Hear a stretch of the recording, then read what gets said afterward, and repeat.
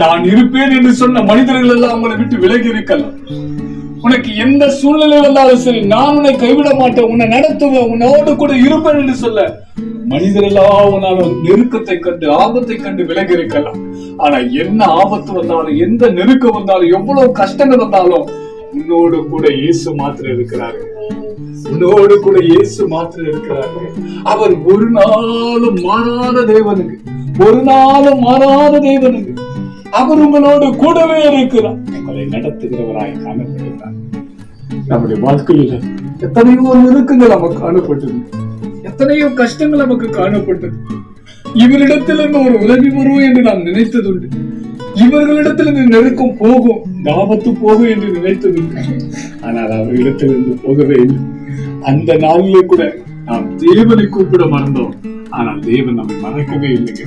அந்த ஆபத்து நாட்களிலும், அந்த